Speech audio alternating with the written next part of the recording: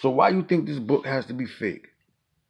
Let's talk about it a little bit. Let's build just a little bit, just a touch, because someone kind of offended me earlier, but they didn't know this was my culture, so I just sat and listened to their ignorant asses. Talking about a man wrote it. A man wrote it. How you know that's God's words? This and the third. I say this right now. I'm going to keep this very short, but we already know. Now, we know this to be true. There's ancient scrolls and ancient messages and inscriptions on plates and copper scrolls and brass and papyrus that's been transcribed from ancient men, right? Kings have left things in tombs, and they made them out of certain woods and the acacia woods and all that mulberry trees and cedar and pine, because they know some of these woods are virtually indestructible, so it preserves. They found many ancient scrolls, much evidence, archaeological evidence of our kings and queens and even peasants and wise councilmen that have lived. Scrolls and tombs that with inscriptions on them. These things have been preserved, transcribed, and transformed to different languages and taken to different places on this planet and hidden. Hidden, kept in the bottom of the basements of the Vatican and things of that nature, hidden from us. But we must understand one thing.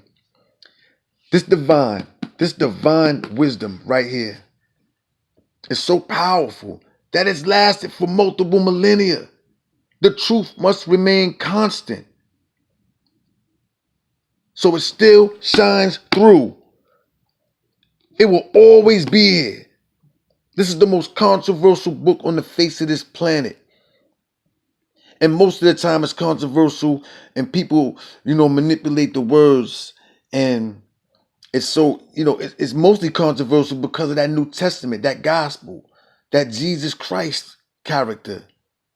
That Roman invention to enslave your mind. Do your history on Vespasian and his son Titus, and how they sacked the second temple, and his father was deified as a god, and how Titus was supposed to be the son of God, and how the first Maccabees, you read about the Maccabean revolt. Read about that. They crucified many people on crosses. You understand? That happened to all of them people. They raided ancient Judea, which is modern day Palestine. That's our land. You understand? So this Titus, the son of this God, they said, we're not going to let these people have this military campaign, this leader. Like King David was the leader. He was a military leader. You know what I mean? He chopped up Moab, the Philistines, and made them give them gifts, setting up military camps in their lands. Nothing was rocking when King David was on the scene. But they don't want you to have a military leader. They don't want you to have somebody that was setting a standard and representing the creator.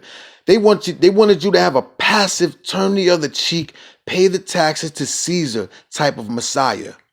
So they gave you this Jesus. You can find this out through a lot of studies. You can find this out by studying, the Julio Claudio dynasty all the way through. Well, even before that, you can